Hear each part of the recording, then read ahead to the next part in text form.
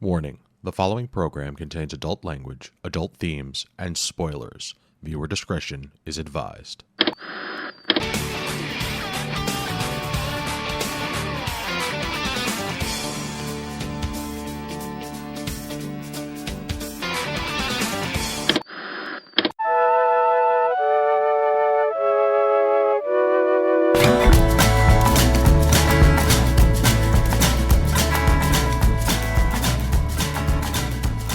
Good evening and welcome to this week's episode of This Week's Episode. It's the week of September 27th, 2023. This is episode 269, and I am your host, Kris Randazzo.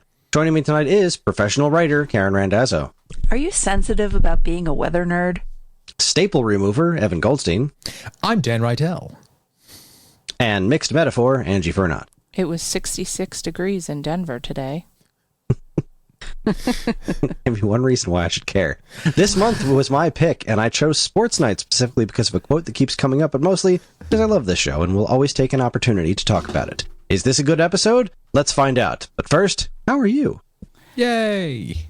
Good. I pissed off the devil. What? Uh-oh. Yeah. So Pissed off Walmart? Before we were doing this call tonight, I had D&D, and I am playing a character who's never really peopled before. She's a druid who lives in the woods, and we found a small creature today, and it had a little dog tag on it, and it said, "If found, call Reg," and it had a message spell attached to it, and it called Reg, and it turned out Reg is like like a devil, like the thing on top of the mountain with the horns and the fire and the hoof, like all that shenanigans. And my character pissed off the devil today in my campaign, and it was hilarious. So I'm very excited to see what comes next. So who needs to watch television? I make my own fantasies. It's great. Huzzah. Yeah. How are you guys doing? So I just closed out a write-up that I applied for a job, and the job that I'm currently working is working for Tea Turtle, going to shows and selling, t-shirts and whatnot. And we get a little break. So I was looking for other employment, and Angela sent me this job listing for a company called JTS, if I'm not mistaken. And what they do is they do those, it's like the dick and fart joke company. So they do all of those fake boxes and weird mock toys and like just tchotchke bullshit. And they were looking for, new employees. So there was a laundry list of questions that I had to answer. And one of them I found so they asked me, and it was weird because it was a lot of tongue-in-cheek kind of questions asked, and then one of them was, what's the most recent nonfiction book that you've read? And I don't read nonfiction books because I have this mindset, if I'm reading something nonfiction, I'm afraid that my mind movie is going to show me something that's not factual. So I would rather watch a documentary and enjoy that. And then if I read, it'll be comic books or just fiction. Should have just said a furniture assembly book. Yeah. And it doesn't matter. It is what it is. But that question was so out of place for the company that their go-to was the Shart kit. Shart, S-H-A-R-T, for the guy who thinks he could sneak one by but can't. And it's a pair of Dan. It's a box of, disposable underwear, handy wipes, garbage bag, the things that you would find in Spencer's Gifts. Listen, I may have sent you that job job listing, but I am ultimately glad that that's not where you ended up. I just wanted to have fun with, people that may not get insulted by my sense of humor. How's that? So, I think you really need to get that for Dan. Yeah. Someone does. Indeed. So yeah, that was my, important stuff for the week. Everything else was mine. Or your dad. Oh my God. Your dad would love that. I mean, I feel like it's a very generally dad, it's a dad gift. Hey, I just got a reminder that tomorrow's picture day. Fan-freaking-tastic. Parenting. Yeah, so our kids are back in school and order has returned to our house. Yay! Huzzah. Food tastes better, you know. Colors are brighter. On the downside, I have also returned to my office 2 days a week, which is terrible, but is what it is. I feel that. I got a promotion and shit's great. I'm sorry. Hell yeah! I feel bad because everyone's complaining about shit. Like, things are going really well over here. I'm not mad at your promotion. That's at true. all. I don't think any of us are actively mad. Listen, at- not complaining. I summoned the devil. Yeah, that's a fun time for her. So don't get confused with that. But yes, I turned into a bear. Okay, anyway. Sorry. I had a whole Really like meeting, D&D. like an online meeting today. It was funny that you mentioned this, like, you know, poop humor. This company that we're thinking about working with, they sell some video game related things, but then they also sell this one other product that they showed us on this little live stream thing that we were doing earlier with them. Conference video conference. Zoom There call? you go. Those are the words. Yay, brain. And it's like an hourglass inside of like a clear plastic thing that's shaped like a guy on a toilet. I've seen those. Yeah. That's famous to be passed around my mom's group at Christmas time. Like, hey, get this for your husband. Yeah. So that's they're like, yeah, our guy put it up on, what was it, Shark Tank or something like that, and we're looking at it like, I mean, I guess this is funny, but this is really not our this is really not our bag. a quick Google search will reveal the toilet timer. Is that what we're talking about here? Yeah, the toilet timer. Yep, that's it. That's fantastic. They make the toilet timer. And now I have things to complain about. How long is the timer set for? I mean, 5 minutes? I don't know. Bullshit. I'm sorry. I apologize. Yeah, whatever the answer is not long enough. Not long enough.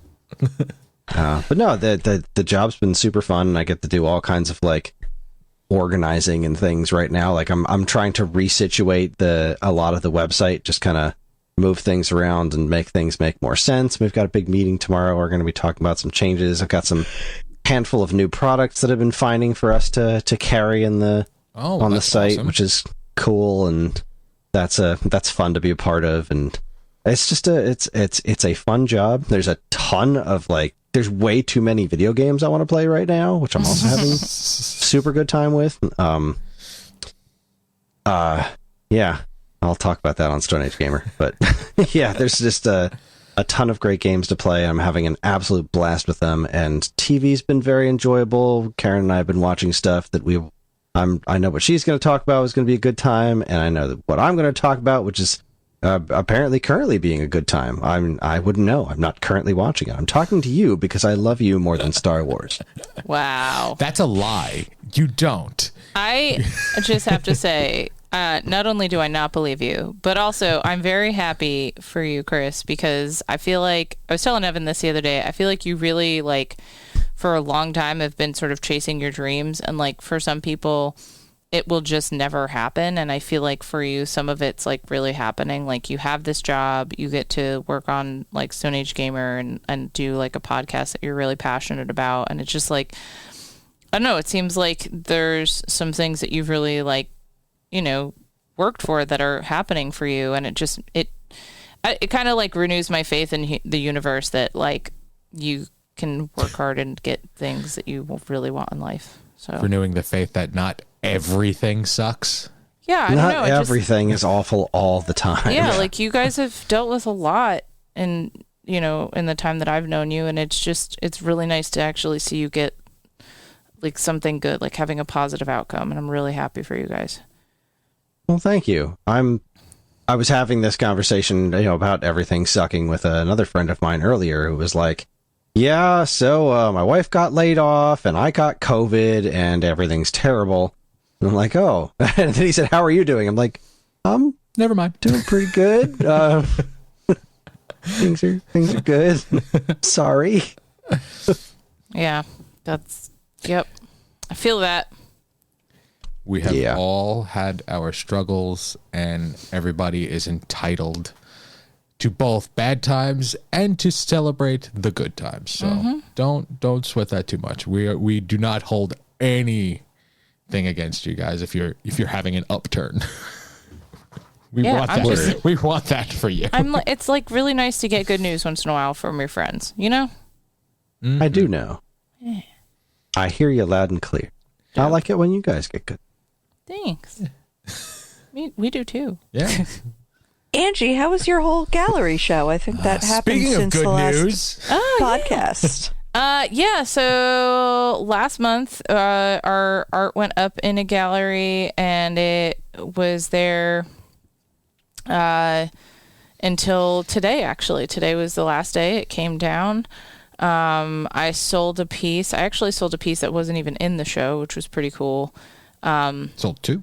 Just from people like walking around and seeing the art and then wanting to see other stuff that I do. And then two of the other artists, so 3 out of 5 of us each sold a piece, which was pretty great. We learned a lot from the experience working with that gallery, and Evan, I appreciate you. I was actually talking about with my other buddy Chris earlier today. Yeah. And I said this phrase: I had to keep my goddamn Yankee mouth shut. Yes, there were some things that did not run smoothly for us as a whole, and things that we would have done differently. And I think that despite all of the years of experience I have working for like Gene and Greg, and actually like having this background of working with other people who run galleries and whatever, overall what I've run into is there are things that you just cannot anticipate or be prepared for until you're right there dealing with them. So this has been an opportunity where I get to learn how to have difficult conversations and how to advocate for myself and people I care about, and make decisions about how much I want to potentially piss off powerful people. So really interesting. But overall, like, I loved it. There were 2 separate weekends where we were there on Saturday.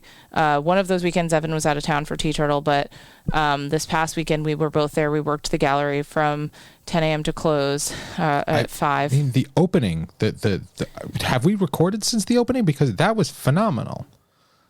I think we talked about it before SAG one week, but but not on Twitter. I mean, I'm going to speak my wife's praises. Like, there's a thing in town called Fourth Friday where all of the galleries in town open late.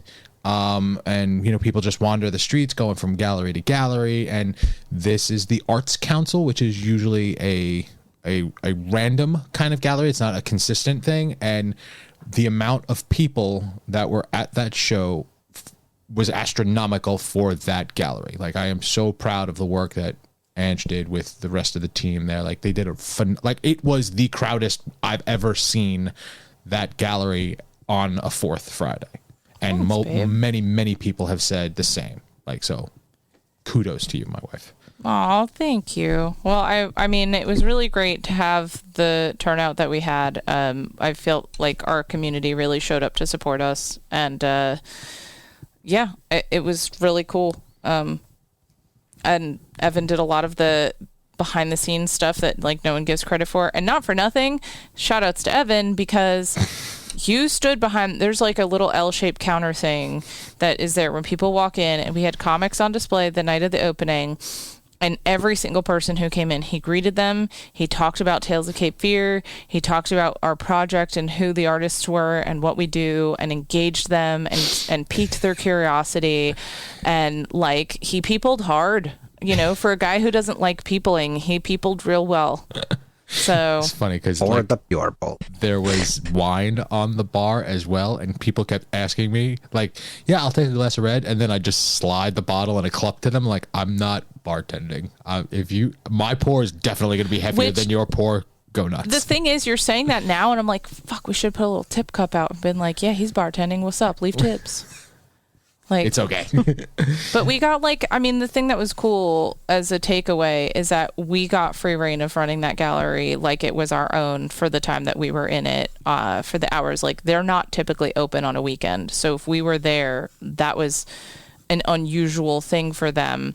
And we made sure that while we were available, we opened up that gallery, and at least we're there for we had 3 weekends there, I think, and we opened up for 2 out of the 3 weekends. Yeah, and that's and it was the thing. really good. No matter how upset I was, what I'm taking away from this situation is I know exactly what I won't be doing when we have our own gallery. Like, there are certain things that I expected that I've come to the understanding that I can't expect people to live up to my expectations. That's good. That's growth. And I'm just going to say, hey, this is the things that we need to do when we are capable of doing it. You know, taking care of people and, supporting and showing up. Yep.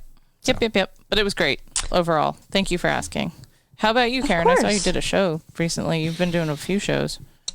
I've been doing okay with that. I just want to say that I love how you just talked positively about that experience, even though I can tell from the way you talked about it that there were some negative things, but you chose to turn those negative things into opportunities to learn and grow, and that's what I appreciate about you.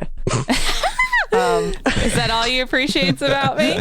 Sorry, I miss that show so much. Oh my god. Yeah, I did a show last week, and I think I did one the month before. I can't remember. They're all kind of blurring together. I feel that. Oh yes, I did a Fringe Fest in August, and it was hot, and nobody came. Fringe Fest? So what is that? Why is it called that? Like, is it Fringe Fest? Yeah. It is an alternative theater festival. Oh, cool. Oh, interesting. Okay. So it's not like country western people come and wear all their denim and fringe. Yeah, that would have been awesome for a whole different set of reasons. Not gonna lie, my brain went there. I was very confused. No, it's a pretty cool festival where a local theater gets a bunch of people to submit their original plays, and they put them all over in different locations during a weekend.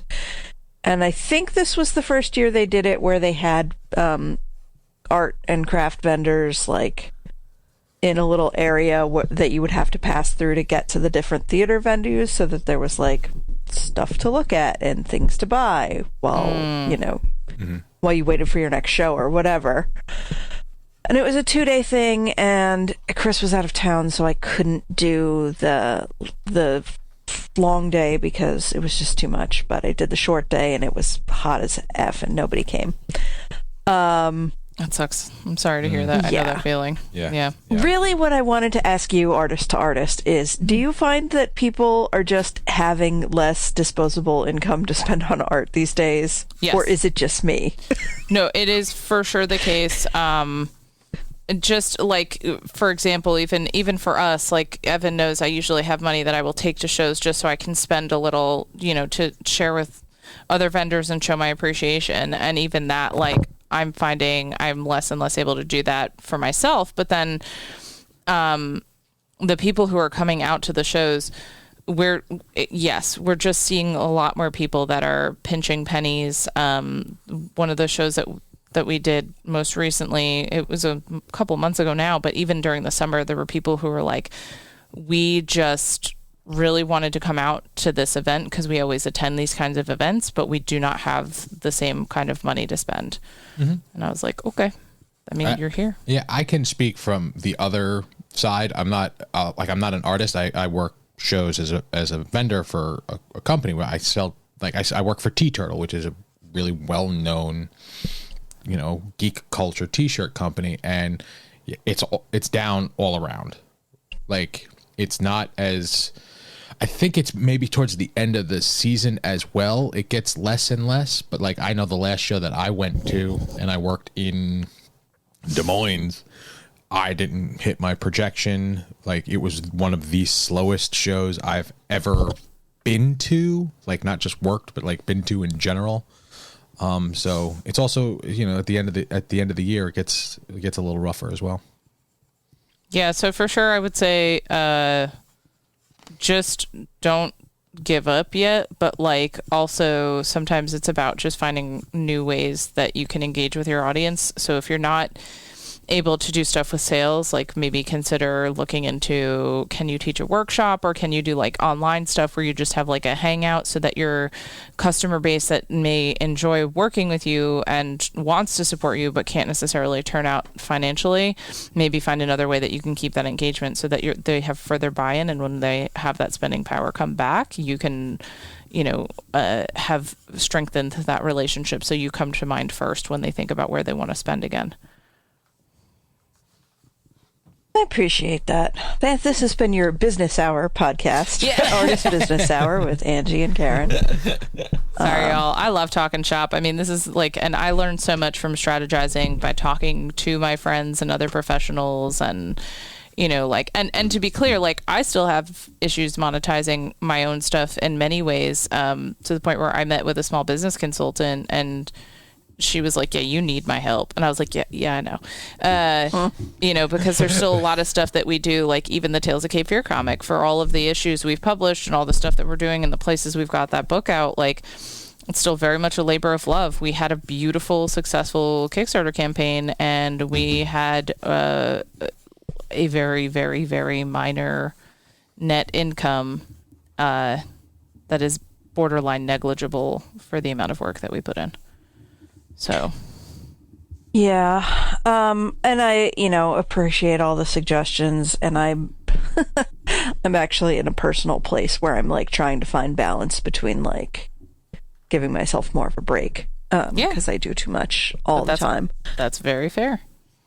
But it really just what it actually does is it softens the blow a little bit of spending 7, 8, 9, 10 hours giving up a Saturday and just not seeing a ton of return on it, and just like making you question like yourself as an artist. I'm like, do people just not like what I'm doing, or, you know?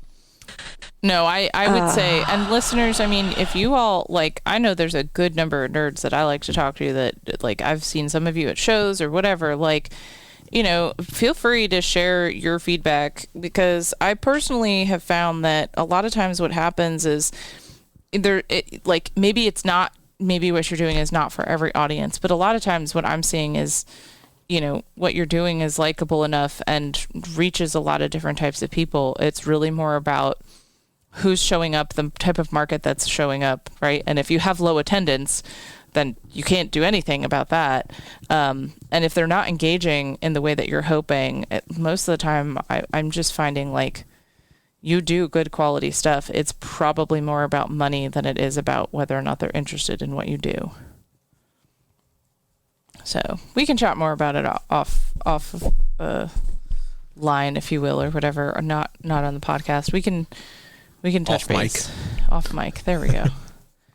Yeah, I'm happy to talk more about it, because trust me, I've needed pep talks before too. Like, even like being in a space where we got to hang our art in a gallery, I can tell you that was incredibly humbling, because the number of people that came in and scoffed at what we were doing was, I mean, it vastly outweighed the number of people who came in and supported, and I still was like, this is awesome.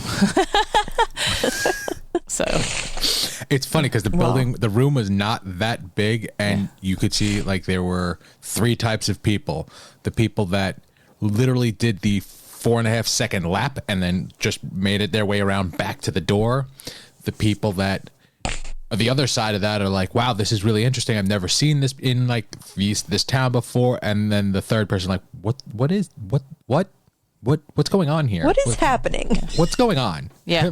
And though that third party was my favorite, because then they sort of are interested. They don't know why they're interested.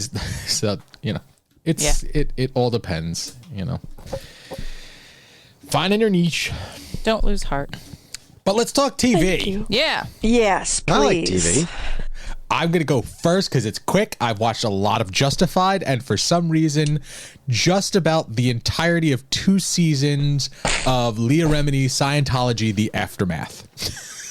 I don't know what led me down that path, but Scientology is a horror show, and I could not stop looking at that car wreck. Yeah, I do want to point out Okay. Evan has watched a lot of stuff on Scientology recently, and I don't get it. Yeah, but have you ever been kidnapped by Scientologists? No. Oh my God. Wait, what? Tell me more or don't. I'm not sure if I should know. I was kidnapped by Scientologists once. What? No, you weren't. Tell me you weren't. What? So I'm walking. I'm living in New York, right? I did that for a while, and as I'm just, I was just kind of sort of mostly single, living in New York, and I would just go out and walk around sometimes. And so I was walking around Manhattan, and this dude comes up to me. It's the summer. It's hot as balls outside. And this fellow walks up to me and says, "Hey, do you want to come see a free movie?"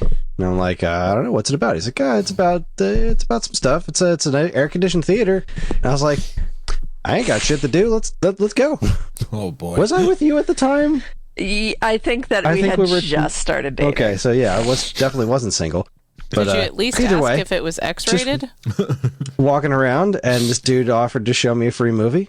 And so I follow him. And I got nothing else to do. Why not? Let's follow a stranger in New York City and see where it goes.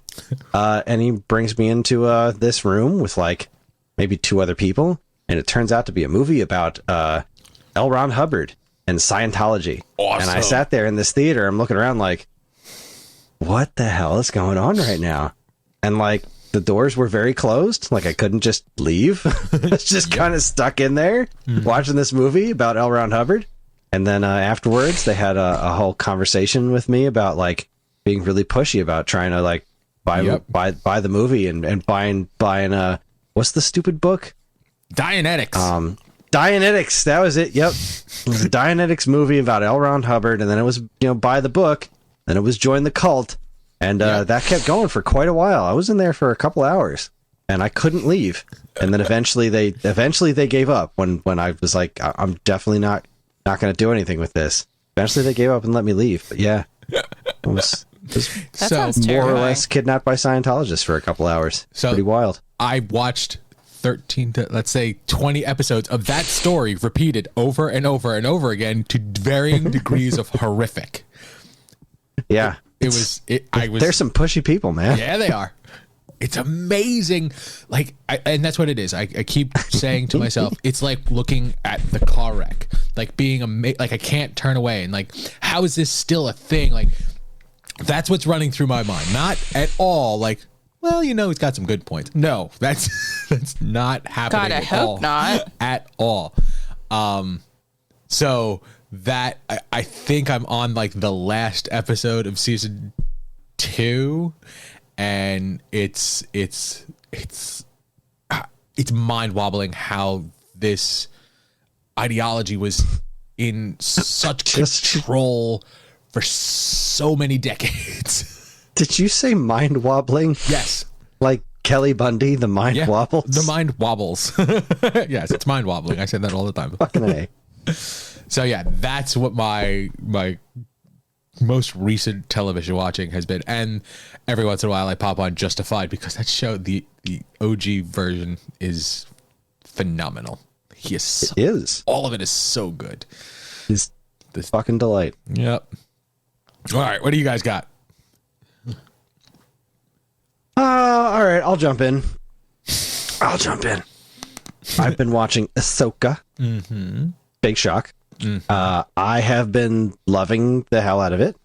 I think it's wonderful, but I also understand that it is the exact opposite of Andor. Like, this is weird Star Wars. This is space whales and and very much following up on the animated series, which I think it's done a solid enough job of at least conveying what's been going on. Like, there's so many recaps and things available for anyone who doesn't want to watch the animated series, but at least kind of get sort of caught up on what's cooking. Can I tell you, I actually recognized things in the first, we watched the first episode. I was, Chris, I was like, Chris has to know this. I recognize this character. I know these names. And then I literally turned to Evan and went, wait. Let me tell you why this character matters. And he was like, I promise I don't care. But I was like, Chris should know. Yes. I'm so proud of you. Thank you. I want to care, but like as we're watching the first episode, I feel that you need to have a bunch of background to be concerned about any of the characters. Like, I love Rosario Dawson. I think she's amazing. That's why I watched the show. But like, they introduced 3 or 4 people that have backstories that I don't know, and I'm like, none of this is meaning anything to me. Yeah, because the only thing that's supposed to mean anything to you right now, besides Ahsoka, is the bad guys, and those are brand new. So, like, them being interesting, that's the crux that's going on right here. Like, yeah, like Hera and Sabine, they're interesting for their own reasons if you watched the animated series. But what's actually interesting about them, just in this show, is the stuff that's you're learning about them in this show, like the fact that Ahsoka is training Sabine to be a Jedi, even though she doesn't have the Force. That wasn't in the cartoons. That's all new for this. And what's interesting about it is that they've never told that story before. No, there's never been a Star Wars story where someone's trying to train someone who's not Force sensitive to be able to sense and use the Force. Like, that's new. So anything to get out of this show that's like really to get out of the show, at least so far, like, it's cooler if you've seen the cartoons, so you're more familiar with these characters. They're acting a little bit different than their cartoon counterparts. I mean, aside from Ahsoka, she's kind of the title character, and her history is pretty important. But all in all, I don't think you feel like you're missing all this stuff because you've heard me go on and on about this stuff. There's a ton of stuff about these characters you don't know, but just put that on your mind, because you actually don't really need to know it to get what this show is telling you about these characters. Like, everything you need to know about them, they're telling you in the show. So just treat them like you've never seen them. Treat them like you don't know that they have tons of other backstory, because they're doing a pretty solid job of kind of making it so that doesn't matter. You're not missing anything. It's basically what I'm trying to say. I would say my experience with that, I agree, Chris. Like, for me, it was just bonus content. Like, it just felt cool to be like when they referenced the witches, I was like, okay. So remember Darth Maul when they cut him in half? Guess what they did? Like, that was the kind of shit. His mom was a Force witch, and they have green shit, and it's awesome. Yeah. Like, the fact that I was able to be like, oh my God, Clone Wars, like I know a thing that's happening right now because of another thing that I watched that was a Star Wars property, and like, oh my God, that's so cool. And did you know that the reason you're hearing David Tennant's voice right now is because he actually voiced this guy on the cartoon? And oh my God, I actually just recognized him. And holy shit, guess what else? He builds lightsabers. Blah, blah, blah, blah, blah. Like, this whole, like, I was like, this is what it feels like to be Chris. Like, yeah. She said that out loud while we were watching it. I don't know what it is. The first episode specifically, in comparison to like the other Star Wars shows that I have ingested, like I watched all of The Mandalorian, I watched all of Boba Fett. It seems more. Oh, you only watched the first episode. Yeah. We okay. Just watched all right, your opinion makes a lot more sense now. Okay. I keep seeing actors from in this show from other places. So like there was that big scene in the first episode where he's talking, like the I don't know, the general or the president is talking to this large crowd about the new mural, and my brain is like, yeah, that's the guy from Krebby Krabby Patty. Like that's Clancy motherfucking Brown. That's Lex Luthor. He's done.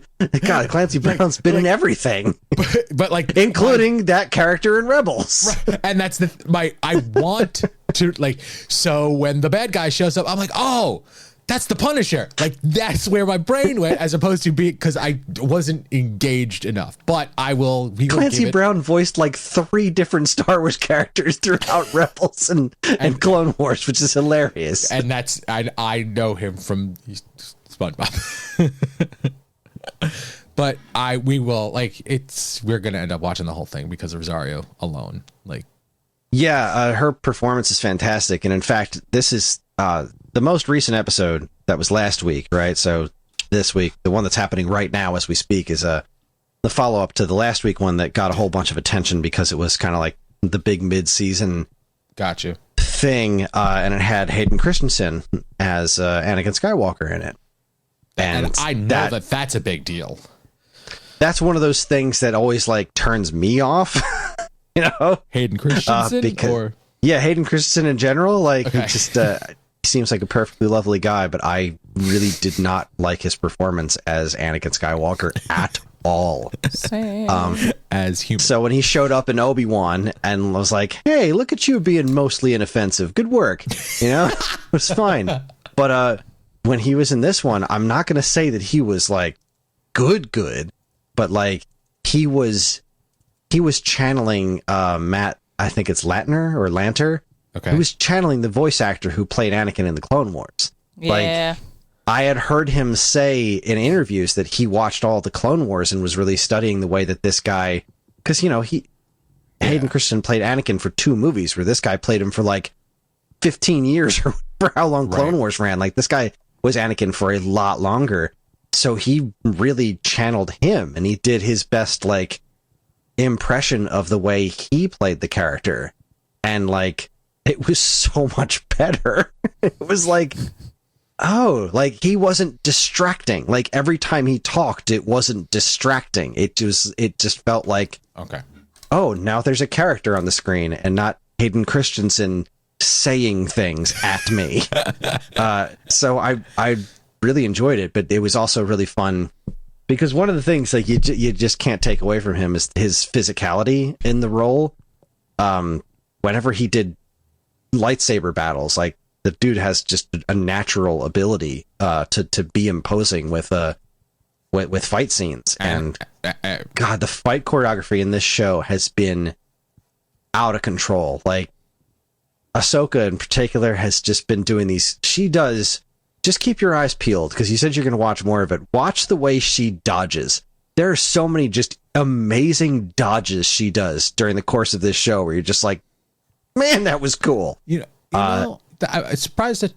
So I'm gonna yet again. It's probably just because of the first. I'm watching only the first episode, but like her choreography specifically seemed clunky almost in the beginning.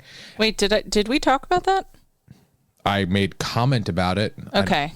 It's like there were certain things like the first thing that she does is like force throw the sabers into the ground, do that spin and land. Like that was awesome. But then that was cool as heck. That was amazing. And then she fought those robots and it looked like a line dance from point A to point B to point C to point A to point B. And it didn't feel like it was natural. But then fast forward at the end of that episode, the battle between the female Sith, I'm assuming, and Sabine. Like, I literally said halfway through that fight, I'm like, you would have been better off with that Mando armor in the shop. Like, cause like, she would have. Yeah, like it absolutely. And I don't know if that was on purpose. Like, and now you're telling me, yes, it is because she was being trained. She wasn't trained. Yeah, but I would say outside of the Mando armor, like the choreography, I will be honest, especially because Evan and I have watched so much of Corridor Crew at this point. Like, there are times now when I can look at choreography and be like, ooh. And that was one of those times where when we were watching this episode, I was just looking at some of the stuff and going like, okay, I mean, it's the first episode, like, have patience, but there was some choreography that I just felt like it didn't move quite as smoothly. Yeah, it gets a lot better. Okay. Yeah. There are some fights coming up that are just a lot better. And everything that happened between Anakin and Ahsoka in that episode was really, really fun to watch. Is David Tennant's character Hu Yang? Is that how it says? Like the robot? Hu Yang, yeah. Hu Yang? Yeah. Is that a real like robot on screen, or is that CGI? I don't know. Because it's it looks really good. So it looks real, but it looks like it's an old robot. Like it's really, really stiff looking. Like I'm like, why are they? Because he is old. He's old as fuck. Why am I actively saying it out loud? Like, I feel like they're using like a real mannequin as opposed to just CGI. Yeah, they actually mention it in the show how he is extraordinarily old. Okay. He's an extremely old droid. He's so But old, also he his gets to CGI do some wraps really back cool around. things throughout the course of the show, so stay tuned for that. Yeah.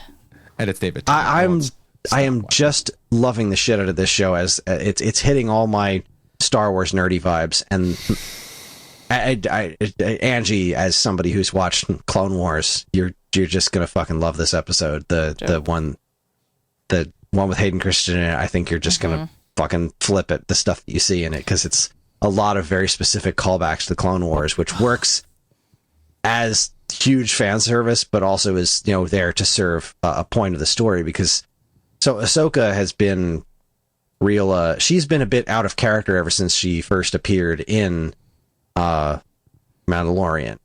Like she's been a lot more serious than she has been, like refusing to train Grogu and all that kind of stuff. And I didn't really realize it until this episode that's been a conscious choice, actually going all the way back to Rebels, with the way that she's been acting ever since she's been disillusioned with everything that happened at the end of Clone Wars. And she's kind of working her way out of that, which is really interesting to see. And now I'm really curious to see what's going on in the episode tonight, because it seemed like that episode was a real turning point for her character, and I'm just excited. I'm just really loving it.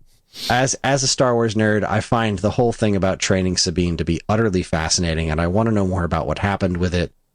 I'm really curious what's going on, or are they going to find Ezra? And I have to assume they're going to find Thrawn, because we've seen him in the trailer, but only in like one scene. But is it a red herring or a blue herring, as it were?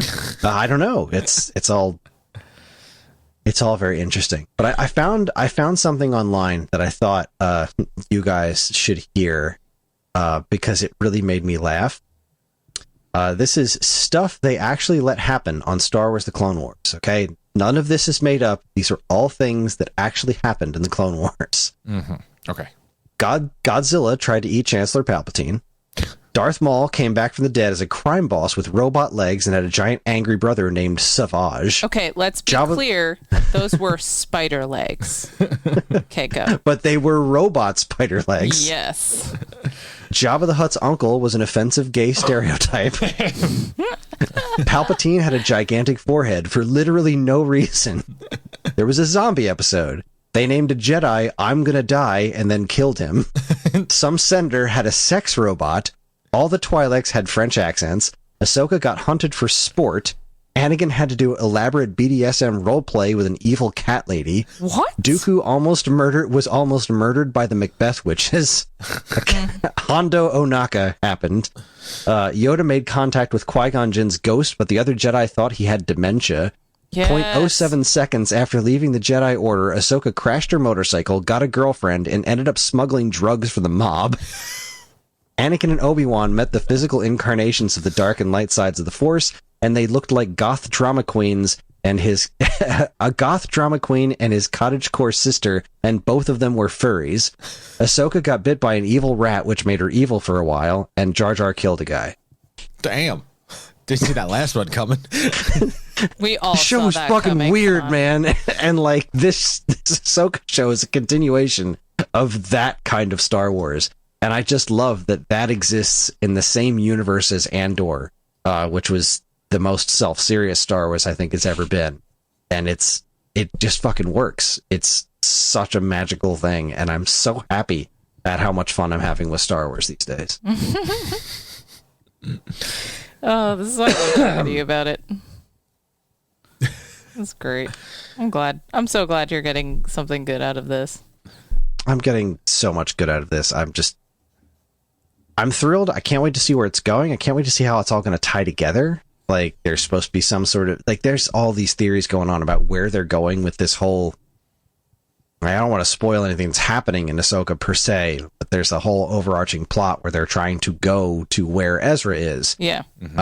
And depending on what they find there is going to be really interesting to see what happens next and what things from the old expanded universe what other things are they going to try to bring in, and how is this going to tie into Mandalorian and or Book of Boba Fett, and who the hell else knows what else it's going to tie into, or they're building towards something, and I'm really excited about it. And it's just been such a fun week to week nerdy thing.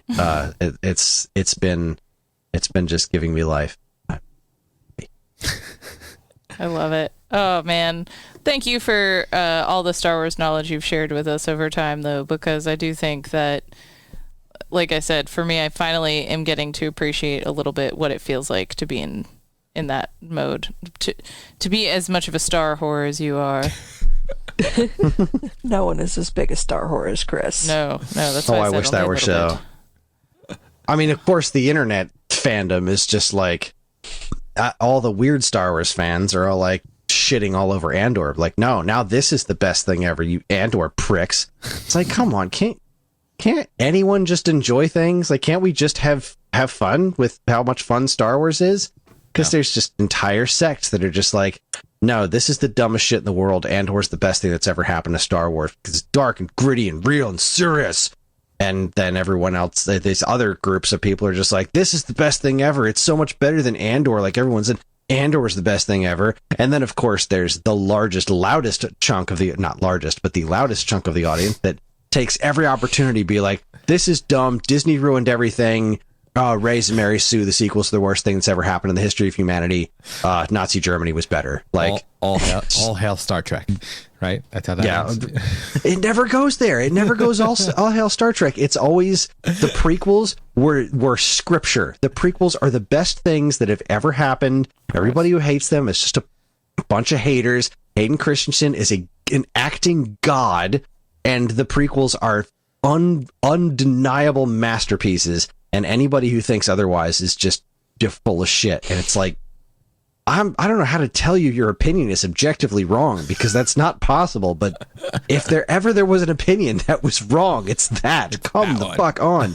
I love that people enjoy the sequels and have the prequels and have some sort of nostalgia for them now. Good for them. I wish I could enjoy those movies as much as they do. But this constant, like, holding them up as these high, holy works of art. And then, of course, there's the other sects that are just like, this scene is better than anything in all the prequels. And it's like, okay, I agree with you, but also don't be a dick. Like, people are allowed to like those movies. It's fine. You don't have to keep pointing out how much better something is than something else within the same fucking fandom is. You goons. Just let people like Star Wars. You goons. But Kris, my opinion matters more. It does. The thing that I like is better than the thing that you like, and you need to know it. Yep. And feel bad about it. Thank you for finally getting it. You see me. Dude, it's bad, and you're bad for liking it. Exactly. Hey, I just like Star Wars. I like all of it. Even the sequel, the prequel movies that I hate, still like them. Oh, yeah. Still have fond memories of lots of things in them. All right, I'm done. Who's next? Tagging out. And it's time to go to bed. And good night, everybody. I could go really quick. So, honey, I don't know if you want to check the Plex because I can't really remember what I was watching. But I'm going to go with From. I mean, you've been currently watching Firefly Lane. I'm currently on that, but I haven't finished it yet. So I'm finally watching the last few episodes of Firefly Lane because I know that last half of the season came out. But I also kind of already got spoilers, so I know how it's going to end, and I'm having a hard time with it. So I watched one episode of the second half of the season, and Evan happened to be in the room for the last 10 minutes, and I was like sobbing as I left the room. So I was like, well, this is a journey. But I will say I returned to watching From, and I finished Witcher. Yay. Yeah, I don't want to talk too much about Witcher because Evan hasn't finished it. I don't know if you're going to, babe. Are you? I will. Okay. At some point. I mean, I watched last season before starting to watch this season. Yes. Like I power watched it. So yeah, just like all I have to say is I fucking love that show.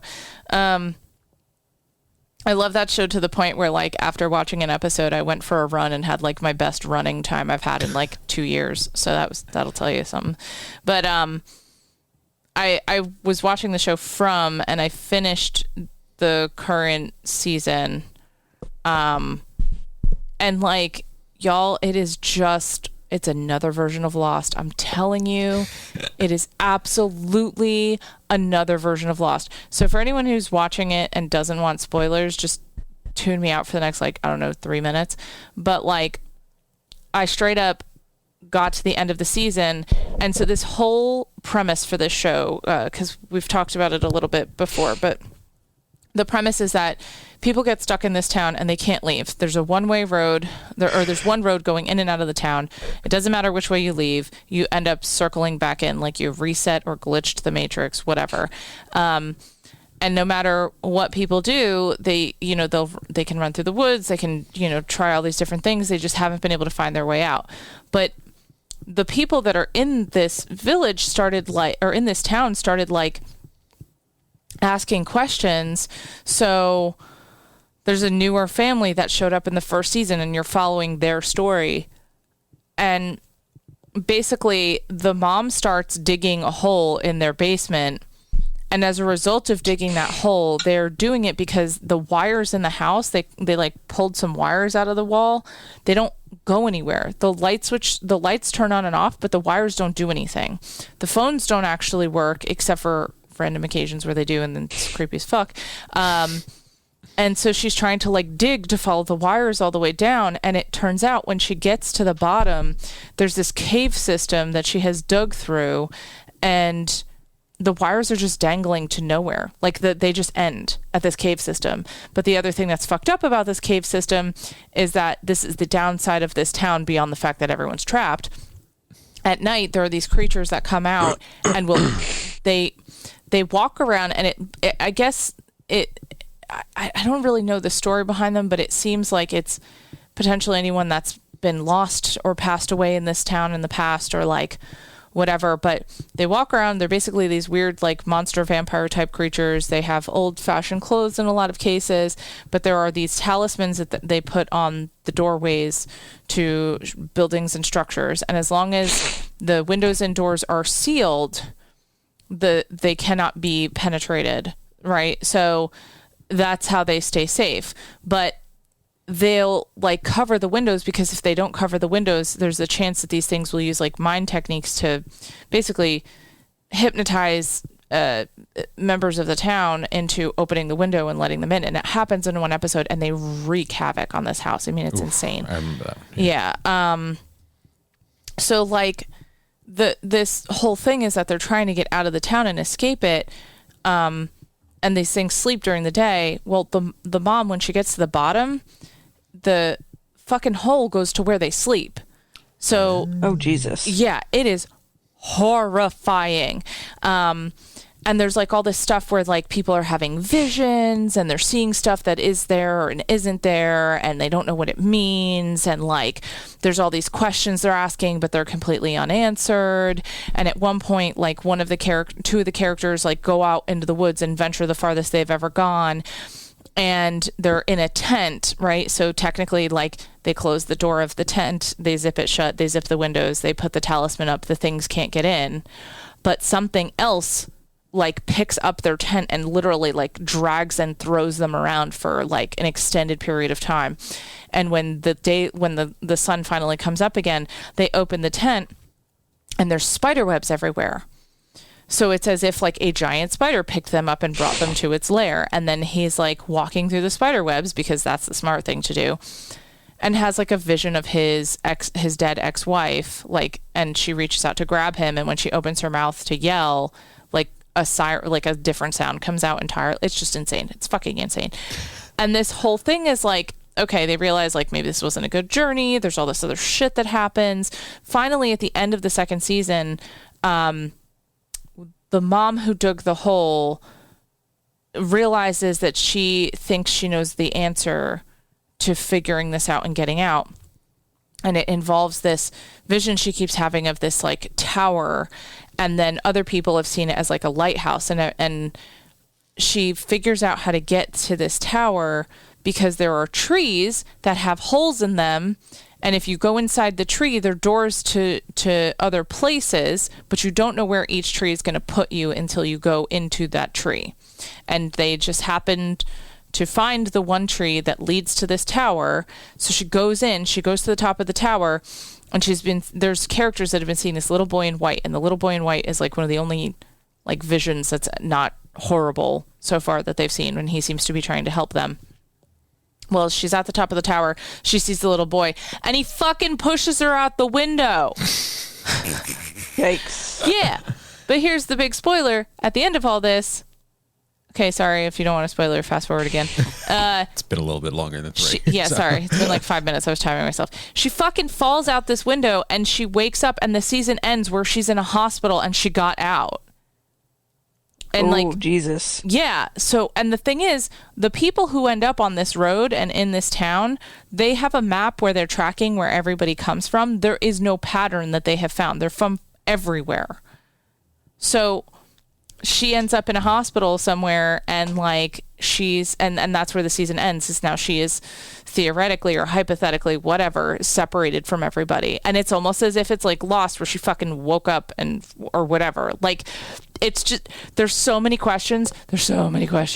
I can't, I'm obsessed. Like, I need the answers. It's like such a ridiculous mystery. And if they disappoint me like Lost did, I swear to God, there's nothing I can do, honestly. But I swear to God, there's pretty much nothing you can do about it. Yes.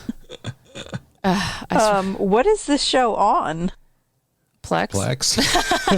No, I know, but where did it come from? Showtime, I think, or hold on, because I'd never heard of it before, but it sounds really interesting. Maybe it's not. I mean, it doesn't sound like it's for me because I'm not a horror person. But it's definitely a horror show. No, it's not. It's not Showtime. I'm a big liar. It's Epix, later rebranded as MGM Plus. Epix. Okay. Yeah. So I don't know. I think that it's a really cool show. They deal with like one of the things that's cool is like, I just thought about the cast of the show, and it has a lot of diversity without feeling like it's checking boxes. And one of my favorite things was the fact that there's a Korean family, and the mom who, it was a mother, a father, and a son, and the mother like ends up being the person who kind of manages the diner there. And the diner is essentially just where people congregate to get food. Nobody's paying for anything. It just happens to be where the largest kitchen is in the town. And she doesn't speak English. So like, there's this whole thing where like the father didn't speak English, and then the mother, like in the beginning of the first season, did not really seem to speak English. She could understand it, but she didn't speak it. And now she's starting to speak more English at the end of the second season. But it was just kind of this cool thing where it's like, yeah, if all these random people from all over the place got thrown together, what types of barriers might there be for communication? And like, I feel as though they're kind of addressing that in the show, and they did it in a really great way where like she found her role, and like she understands, like I said, but she just often doesn't speak it. And it's just beautiful. And the different types of people that they bring in, and like I said, the challenges they face, just a lot of like interesting concepts. And there's 2 different lifestyles. There's like people who stay in the town, and there's this colony house. Like, it's just, I really love it. I love like the relationships and the communication styles and the storytelling and the mystery and the horror, honestly. Like, and it's been so good. It's so good. So I'm going to throw this out there. The lead actor is Harold Perrineau or whatever. Perrineau, and I think he's a great actor. And for the life of me, I could not remember why I think he is such a good actor. And now I'm scrolling through all of his, Well, he was IMDb. on Lost. Yes. But like It was The Matrix. It was The Matrix. Oh. That's what I remember him from, because I'm looking through. He's got a lot of credits. And I'm like, nope, don't know that. There it is. Link. The Matrix. He's on The Rookie? But only 2 and 3. Yeah. Yeah, he was on The Rookie. Yep. I didn't know that. Yeah. Every time he shows up, he's like, he's one of those actors that, like, he does a great job and he should be more famous, and he's not. But he does a really, really good job of, like, the troubled leader, if you will. Yeah, he's just I don't know, I really love the casting on this show. These people have really, like, just embraced these roles in such a great way. And they cover, like, this just religious stuff, like, just so many good things. Anyway, I've talked too much. The end. You have not. It's nice to hear somebody being passionate about something cool that probably not that many people have heard of. Yeah, I have to say, like, I think anybody who's felt a little jaded from Lost, like, I could understand that going into this, because, like I said, it very much has those vibes. So many questions asked, or so many questions arise, and then maybe you'll get 1 or 2 answers, but 3 more questions at the end of each episode. It's that kind of. And they have breakdown. like mysterious stuff. And one of the things that I love is the dad of this family that shows up in the town that you're following in the first season. His name's Jim. He's an engineer, and he asks questions. Like, they take a marker and they're like, fuck it, we don't live in this house. Like, we're not from here, whatever. And they're writing on the walls like it's a whiteboard. And like, one of the questions that the wife asks, and she's like so scared to ask, though, is like, are we dead? Right? And I was like, you're fucking calling out that show, and you know it. Like, It's just stuff like that where I'm like, okay. And knowing that there's an actor who is like on that show, and then just the elements of things that are not understood but that are absolutely a threat, and things that seem like they could be technological and they could be really mysterious, and they do attempt to solve problems with technology. Like, they build a radio tower and they actually get in touch with somebody. So again, there's just like, there's so many good things. I don't know what's going to happen. I cannot wait for the 3rd season. I hope there will be one. So It's slated. Yeah, I didn't see a date, but they are. It's not canceled. It was set to be for 2024, but with the writer's strike and everything, yeah. I don't know if we're ever going to get it, but good goddamn, I hope we do, because I don't think I could live with like this unfinished business I have with this show. So good. Anyway, What's next? I think that just leaves me. Yeah. Yeah. Evan, you mentioned Justified. Are you planning on watching the new season? Yeah. Yes, that's the reason why I'm going through this season, to refresh, and I'm going to wait till a bunch of it is out, but that's the reason. It's all out. Yeah, and I got swept up in the previous season, so. But don't sweat it. Okay, well then I will Don't talk without spoilers. It's okay. It's Phelan, give it. Come on, like by the time I watch it, I will probably forget what you say anyway. So. Evan is immune to spoilers. Yeah, it's true. So, we did finish all of Justified City Primeval, which, Yeah. was a ride. Yeah. I think I have to say at the end of it, I'm glad they did it. There were some things that he did really well. There were some things that they could have done better. In particular, the main villain was just not Boyd Crowder. Like, Constantly throughout the course of this series, something would happen, and I would turn to Karen and I would say, Boyd Crowder would never. Awesome. As I'm rewatching the previous show, every once in a while, Ed would come into the living room and go, how many bad groups are in this show? And I'm like, oh, and there's at least 5 running right now. And it's like, I forgot how rogues gallery he has. Like, he is pretty much Batman with all of his evil villains surrounding him. Yeah. And I think without, if you just looked at this series out of context, this villain would have been perfectly fine. But he was no match for Mags Bennett or the Crows, or especially Boyd. They did a really good job of, like, it's coming back after 15 years or whatever it is, and really portraying Raylan as, like, getting too old for this shit. Particularly with some of the camera work that they did. There were shots where he's got a 15-year-old daughter with, what's her name? Winona. Okay. And she's with him for part of the show, and there's times where, like, you see her there, she's asleep in bed, and he just, like, comes home from a rough time and comes into her room and sits on the end of the bed and just, like, looks at her. And the angles that they use, he looks like a different person, and, like, somebody who is not, like, the super confident hero, like, badass. He is just, like, a tired, scared, old dad.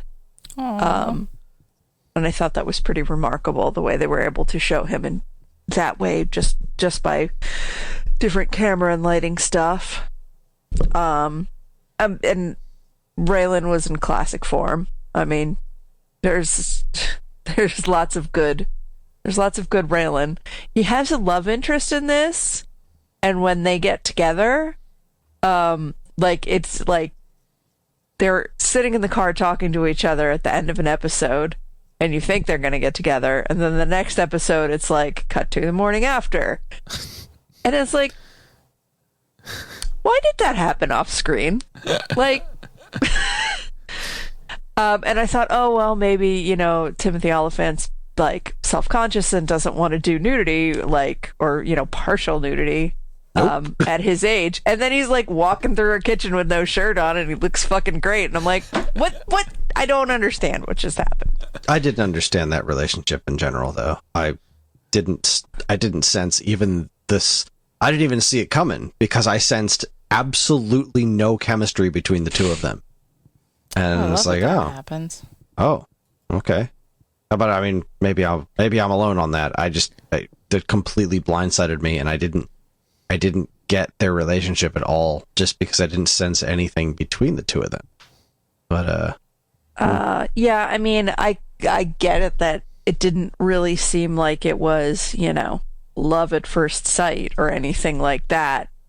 It just seemed more like they challenged each other in the right ways, and they're both two attractive people, and they were stressed out by the stressful situation that they were in together, and, like, it just happened. And neither one of them really planned on it happening for any longer than the case went on.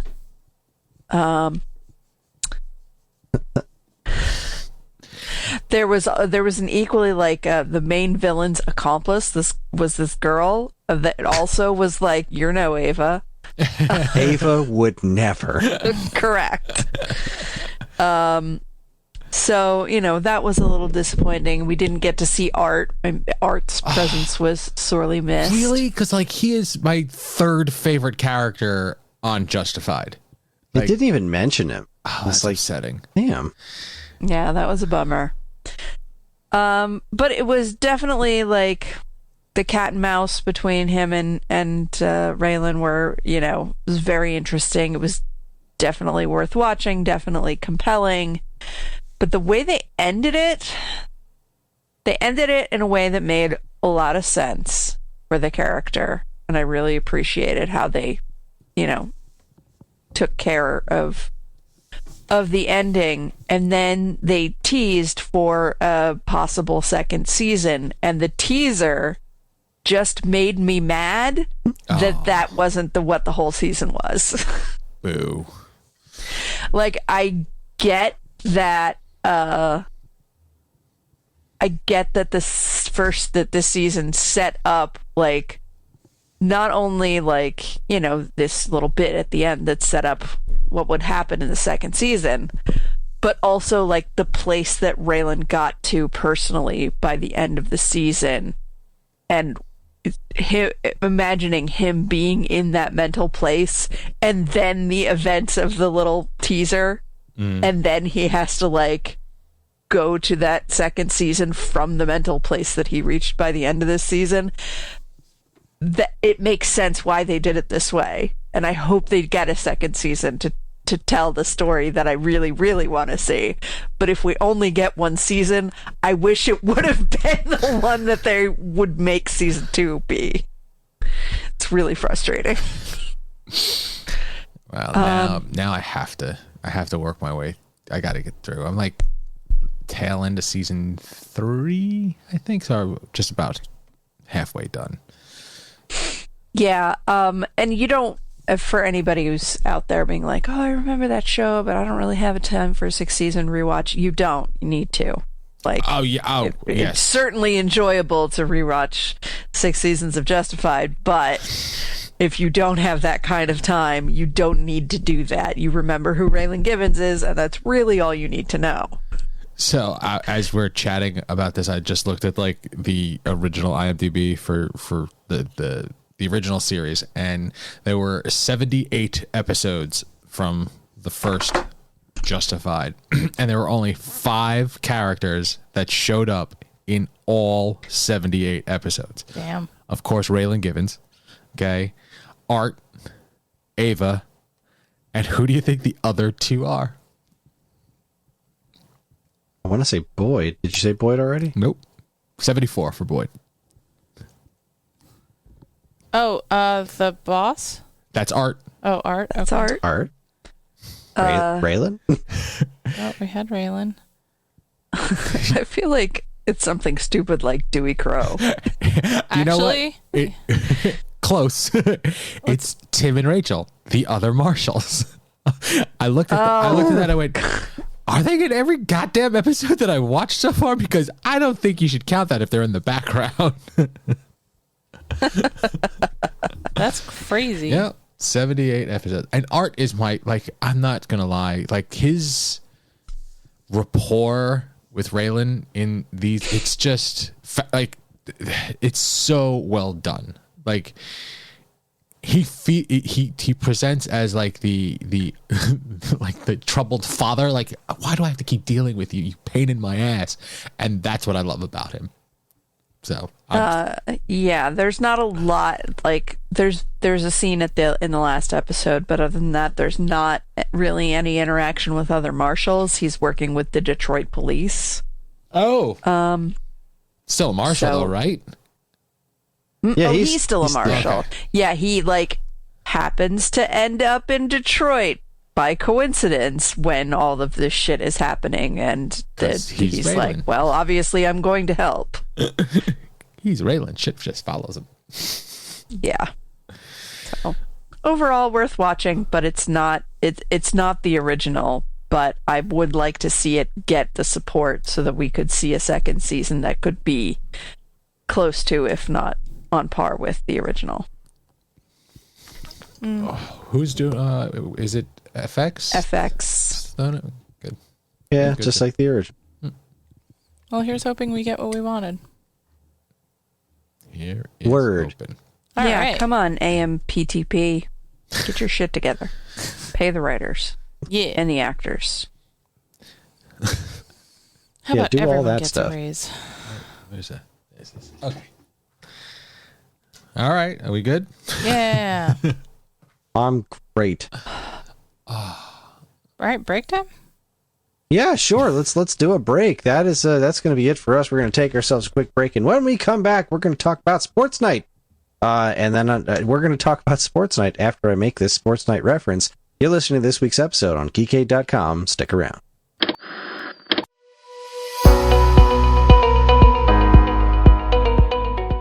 Hi, everyone. Chris here. Podcast listening is free, but podcast creation is not.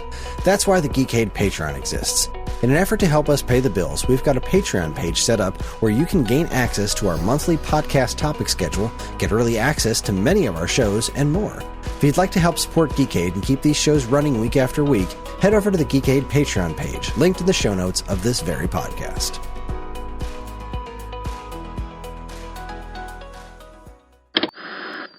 Okay, we are back, and it is time to talk about Sports Night. Specifically, we are talking about the episode Rebecca. This is Season 1, Episode 14 of Sports Night. The reason I picked it, if you didn't listen to last month's episode of this week's episode, I tend to use the phrase, "Hi, I'm a professional writer," an awful lot. And turns out it's a quote from this specific episode, and that's why I picked it. And I will always take an excuse to talk about this show because I think it is wonderful.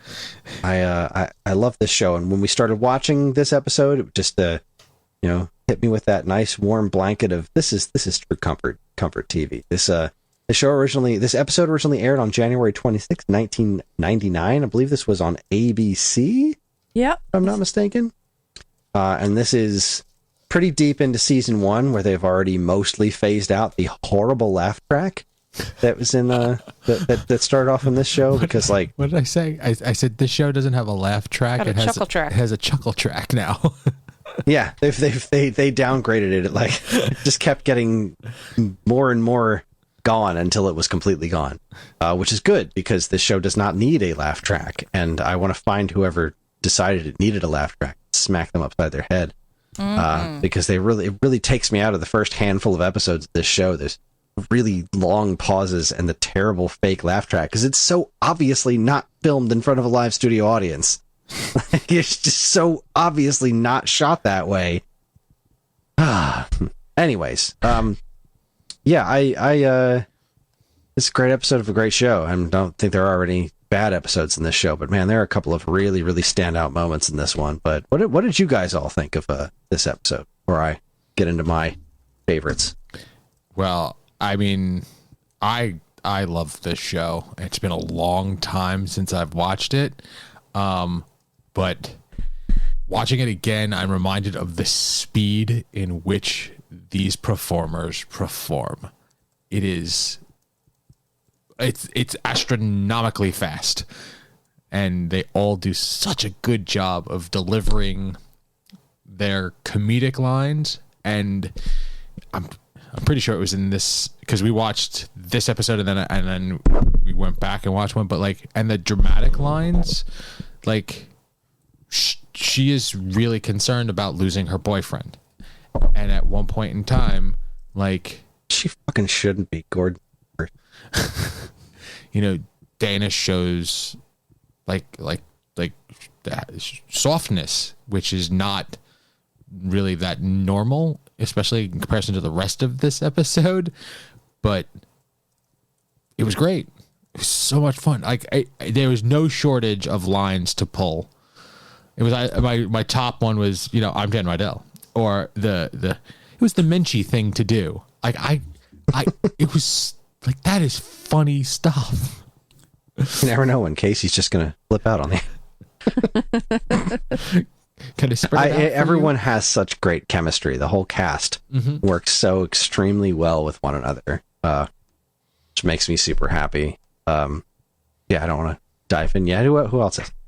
I don't mind jumping in and saying I loved the chemistry as well. I thought that, I know it was 14 episodes in, but I was like, when it first popped on the screen, I was kind of like, oh my God, what am I watching right now?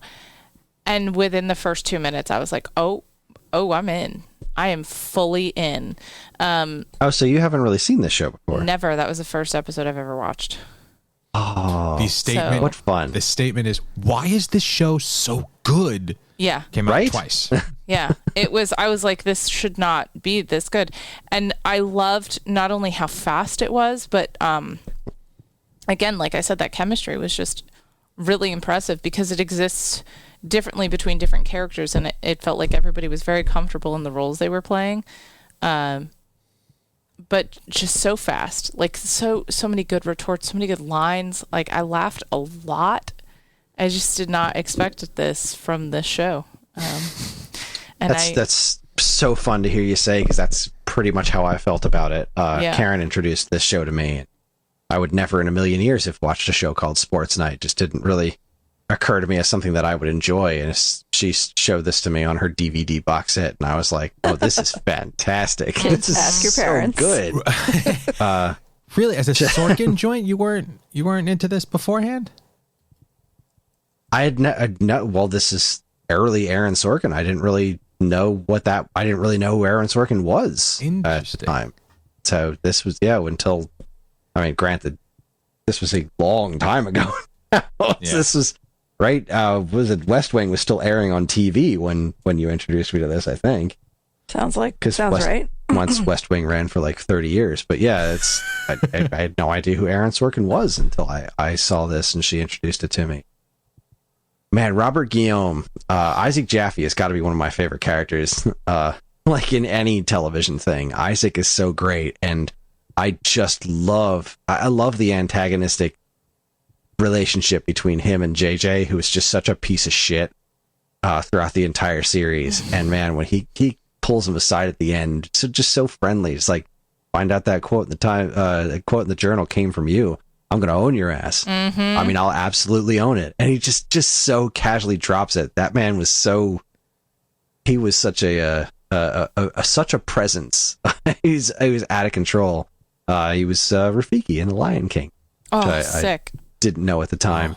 But yeah, his whole thing throughout the course of this show, including the way that right, because the actor had a stroke, right? That was real. Yes. Yeah. Yes. Like they worked that into the show, and then the moment when he eventually comes back, oh my god, that's just a pure TV magic. This show just gets so much right, so very much of this show gets so much right, and it ends on like such a kind of cliffhanger, but not like it doesn't get true resolution, but it gets enough of an ending to be satisfying enough, I suppose. But yeah, I would have loved to get one more season to wrap everything up. But yeah, I liked Dan's whole thing with Rebecca and his weird fixation on being liked by everyone, which eventually you learn a whole lot more about that as the show goes on. And yeah, I just like everything. I like how Dana's fucking crazy. Like she's a goddamn basket case, and it's part of what makes her character so interesting to watch. But like, yeah, it's God, she's engaging, the dating crazy. plan. Like she is engaging crazy, and like Natalie's 100% right that she's secretly in love with Casey, because as soon as those two start talking, it's just there's this unbelievably effortless degree of chemistry between the two of them. It's like just absolutely works. And I love her repeat, so, like, because you're secretly in love with Casey. And then she's like, well, no, blah, blah, blah, blah, blah. Right, because you're secretly in love with Casey. Like, it was just so, it like, just the continued repeat, especially because I feel like I've done that. I also felt like the show informed a lot of future comedy, and this is the first Aaron Sorkin show I've watched. So, is this not the first Aaron Sorkin show? I think it is. Yeah. Yeah, but I'm saying, like, a lot of people know him for The West Wing, and I never watched that show. Like, I've never really watched anything else that he's done. Not on purpose, it's just the way it is. You should watch all of this. It's not terribly long, because it's 45 half-hour episodes, or 20-minute episodes. They blow by as a fucking breeze. We watched, what did we watch? We watched Justified, and then we watched this, and then I was like, why is it only 10 o'clock? What is going on? Because these episodes are so short. Yeah. Then he went on and did The West Wing, which is a phenomenal show. Very similar writing. It's just very similar writing, so much so that there's literal lines that are direct one-for-ones from Sports Night in West Wing, which is an amusing thing. That was the thing about Sorkin. Like, as soon as, like, you could close your eyes and just listen to the acting, and you could tell you're watching or listening to a Sorkin show. Like the same thing with what is it? Studio 60, right? Studio 60, right? Yeah. So like he did this for Sports Night, and then The West Wing is basically this Sports Night's premise except for Washington D.C. And then Studio 60 was Sports Night's premise except for Saturday Night Live, which was not Saturday Night Live. The show is Studio 60 on the Sunset Strip, which is like Saturday Night Live. And then they did The Newsroom, which was what if that situation existed for the news. Mm-hmm. Studio 60 is easily the weakest one out of all of them, but I still think it's great. Like, I really enjoyed that show, and I'm sad that it only lasted one season because I think there was more to do in it. It got super heavy-handed in a couple of relatively, I guess, unflattering ways from time to time, but like the cast was so great. I always really enjoyed watching Matthew Perry on things, and I thought he was great in the show. But Newsroom is fucking phenomenal. Yeah, that Newsroom. That's the last show he did. That was the one that has that. I want to say it was in very early the I don't know, the soliloquy that is, why do we believe America is the greatest country in the world? It's the opening scene of the first episode. Is it? Oh my god. Yeah. Oh, Jeff Daniels knocks that out of the park. Yeah, and he does so much throughout the course of that show. Like, I think back to so many moments that show gets so right. And, of course, Sam Waterston playing... Sam Waterston's character in The Newsroom is basically drunk Isaac Jaffe, which is great. Drunk Isaac Jaffe with a dash of Foghorn Leghorn. It's the fucking weirdest thing, but I love it. Hold on. It may be Sam Waterston's greatest role, and that's including Jack McCoy. Oh my god, it's so good. But yeah, that all comes back to Sports Night. So Angie, I would definitely recommend watching more Sports Night, just because it's such a fun ride, and the other actors that get to be involved, like when William H. Macy shows up for a couple episodes, it's like, oh, okay, this is that goes for a ride. And the way the show ends is such a trip. And then watch some West Wing and or The Newsroom, because if this strike goes on, you're gonna have plenty of time to catch up on old TV. So I know. Put this on the top of the pile to go back and spend a little time with. I have a question about West Wing. Is it? I mean, this show is relatively lighthearted.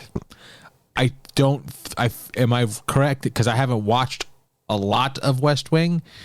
I don't feel it has the same tone as this. It is a little bit more serious than Sports Night because it deals with more serious content material, more or less. I mean, I would call West Wing a drama. Yeah, okay. West Wing's definitely a drama. Funny drama, but it still has the same kind of sense of humor, but it's a bit more dramatic. Okay, that's what I thought. But Sports Night, Sports Night also treads into some pretty heavy territory quite a lot. Mm-hmm. Like everything that goes on between Natalie and that football player is like, and Dana's brother. Like, there's a lot of things that happen in this show that are pretty heavy. So like, tonally speaking, it ultimately isn't super far off. Okay. But yeah, I'd say it's overall more dramatic, but it also deals my with recollection is like you said, like Studio 60 is what if, Sports Night was about Saturday Night Live. If Newsroom, I feel like Newsroom is in essence to West Wing as Studio is to this Sports Night. Yeah, I kind of filter them all into the same kind of category because all four of those shows kind of give me the same degree of satisfaction. Because they all have the same kind of comedy beats, and they also do a very what those four shows in particular do incredibly well is they tell stories of a group of people that are working together to accomplish something. Okay, and the way that they show how different people can ultimately cooperate to accomplish something. In the case of Sports Night, Studio 60, and The Newsroom, it's TV shows, and West Wing, it's running a goddamn country.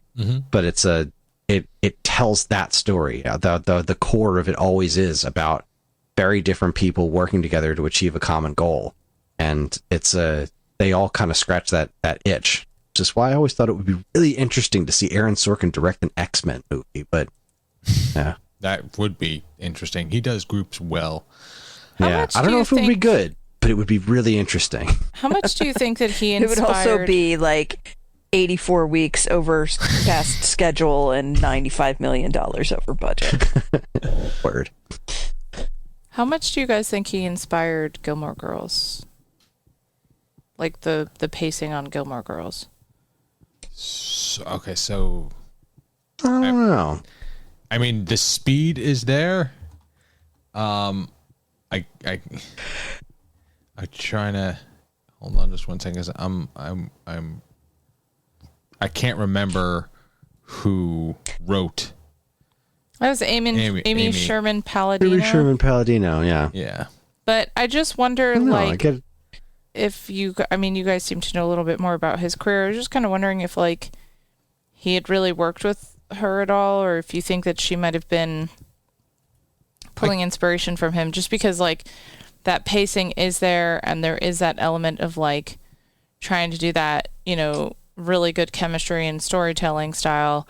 But Gilmore Girls was the first time I'd really seen that kind of back and forth exchange. Show about people who don't talk like people.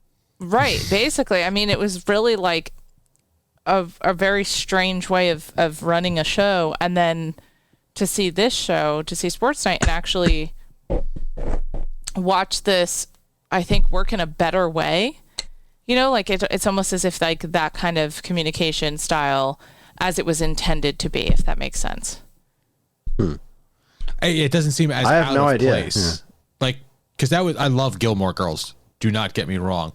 But it seems like the form of communication in Gilmore Girls seems out of place, where in Sports Night it doesn't seem out of like I feel like they should be communicating that way. It's in Sports Night and that world. Gilmore Girls is just family communications. I mean, maybe a beat and a half slower, but I get what you're saying. It seems that she's like before Gilmore Girls, she had a couple other producer credits, and it all started with Roseanne, and Roseanne's comedic timing, I feel, influenced her quite a bit. Okay. Yeah, that's fair. I guess there are other shows that certainly came out between that and Gilmore Girls, and I just didn't think about, I don't know, it's just weird. It's like the only time I've seen a show where they tried to like have that speed, and it came out around the time that this show ended.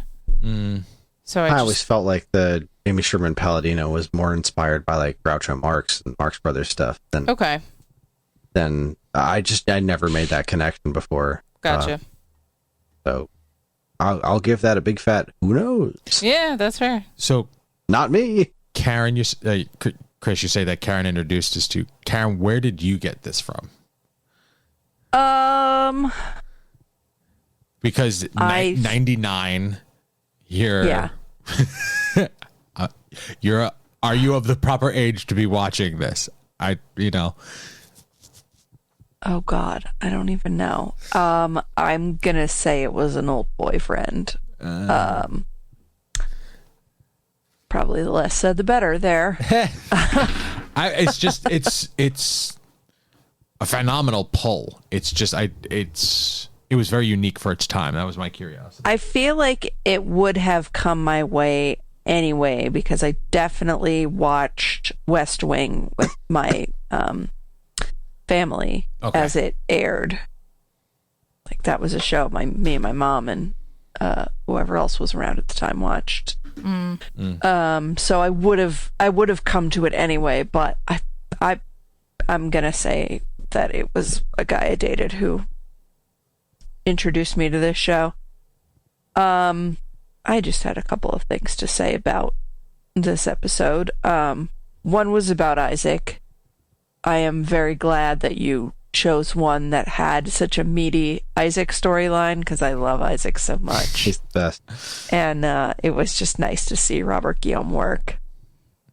That being said, I know you chose this particular episode because of the quote, but when I saw you pick this episode, I was like, this one? Really? And I'm really glad to hear, like, in particular, Angie say that she liked this one so much, because if you think this one is good, Yeah, this isn't even one of the strongest there are a lot episodes. of better episodes than it. Not that this was a bad one, but this was just kind of a meh one. And, yeah, I had trouble finding a quote, and maybe it's because there are so many quotes that I know from other episodes that I like so much more. But it is fun to see, like, the beginning of the Dan and Rebecca storyline. That was very cute. That's the beginning of that storyline? Interesting. Okay. Uh-huh. Oh, yeah. Yeah, that goes places. It does. Unexpected place. Interesting. The Dana and Gordon stuff. I was waiting for it, and I was like, oh, it must be in a later episode that "You're wearing my shirt, Gordon." Oh, That was going to be my Oh, my quote, and God. then it wasn't in this episode. But the Dana thing actually bothers me a little this much later. I really admired the character Dana and the strength and the leadership and the everything that she embodies, and then she just has zero self-confidence in her relationships, and it just makes me insane that she's like worried about losing her boyfriend because he doesn't appreciate. Like, I'm totally team Casey, not just for her to get together with Casey, but also the advice he gives her, that he's like, any man who hears that and doesn't throw you down on the nearest flat surface, like, absolutely. Why are you even trying to keep Gordon? Yeah, like, I'm a little bit everything that mad about this. everything she says about, like, her career and that whole speech that she gives Casey beforehand is like, this is who you are. Just be that. Just be and that don't all be the this time. other thing that's like, I think I need to, like, make myself small and, like, more likable for this man. Like, you don't need to do that. And shame on you, show, for, like, even putting that in as a pretense. See, but Ugh. Of course, it's nothing compared to the dating plan, but Oh my god, the dating. the dating plan's probably the stupidest thing that's ever happened in the history of TV. And it's not out of character. It's just, like, the most infuriating thing I've ever seen. And it's played so perfectly by both her and Casey, who was incredibly infuriated by it. But, oh my god. Dating plan. Yeah, the dating plan. Anyway, I do really love this show. I do like this episode quite a bit. It just wasn't like it was just after maybe my favorite episode, which is Smokey. Oh, I love that one so much. Yeah, this is going on the rewatch pile pretty soon. Except for my work, since the kids are at school, and I've been having a hard time figuring out what should I put on in the background while I'm working, and then it just epiphanied, oh shit, Law and Order. So I've been, like, pounding back a couple Law and Order episodes while I'm working, which has been great. Nice. Well, this is a very, very pleasurable return to a show that I hadn't watched in a very long time, and I'm glad I remembered it it was as good as I remembered it. So thank you. Yeah, guys. show holds up. It really does, in a multitude of ways. Like the casting, the camaraderie, like everything about this show still holds up, and the content, like the topics that they're talking about. Like we rewatch. I think we rewatched it together. The first episode, and at the very beginning of the show, Casey's thinking about quitting, and at the end of that episode, the love of sports goes back into his face. Like you can actually see it happen, and it was great. Like it was watching that first episode. You watch it on one level, and then you have kids, and you watch it on another level, and you go, oh, with your whole body. Yep. Yeah. Yep. Show's wonderful. glad everybody still loves it. All right. Well, it's late. It's a school night, so we're gonna wrap this shit up. This week's episode is not filmed before a live studio audience, just like Sports Night, but it is fueled by feedback from listeners like you. And you can get in touch with us in a multitude of ways. We have an official Geekade Discord where there's an entire This Week's Episode channel dedicated to all things TV talk, and of course, the regular Geekade social media accounts linked to in the show notes. The four of us can be found in various ways. I'm available on... I won't say it. I'm available on Twitter, goddammit, at Geekade Kris. That's Geekade Kris. You can read my work at stoneagegamer.com and in the pages of Nintendo Force magazine. Karen, where can people find you? People can find me at STM Stitches on Facebook, Instagram, TikTok, and Etsy. Angie, where can people find you? You know what? Let's do my Instagram. It's AFernot. That's AFERNOT. And Evan, where can people find you? Check us out at talesofcapefear.com. Got some cool things coming up soon. Mm-hmm. If you need to know more about the shows we discussed tonight or what we'll be watching in the future, have a look at our show notes. And if you have any questions at all, we can always be reached at mail@geekade.com. Just include the word "this week's episode" in the subject line so we know who you're trying to reach. This show is available anywhere fine podcasts are sold, including Apple Podcasts, Spotify, YouTube, and more. And wherever you decide to listen, please like, comment, subscribe, and leave reviews, because any and all feedback is welcome and appreciated. Again, as always, keep your eyes on Geekade for more fresh, original content. And Angie, if you do go back and watch Sports Night, just know that the laugh track doesn't stick around. Just suffer through it. Anyway, Karen, you're up next. What is your pick? What is our homework? Okay, well, I had a little trouble. I had a little tiny panic before the show when I realized it was my turn. So I'm not really in the middle of anything that I want to share, and the things that I'm excited for won't really be back enough for me to pick for next month. But we are recording around my birthday, and so why not just pick my favorite episode of my favorite show? So let's all watch Season 5, Episode 13 of Doctor Who, The Big Bang. If you're feeling really spicy, you can watch Episode 12, which is the first part of the two-parter. But if you only had to pick one, they do a good recap at the beginning of The Big Bang. Fantastic. I'm so excited because I've been wanting to go back and watch more Doctor Who again, and the fact that you're putting that on the list just makes me so happy. You're welcome. Well, hooray. An excellent pick. I'm super excited. Oh my God, I just noticed that The Big Bang aired the day before our wedding. Really? Oh, sure. July 24th, 2010. Huh, how cool is Interesting. that? Well, happy anniversary to us. Happy late anniversary. There we go. That wraps this shit up. Thanks for listening, everybody. I'm Chris. I'm Karen. I'm Angie. Let me spread it out for you in a nutshell. Good night. And this concludes our broadcast day.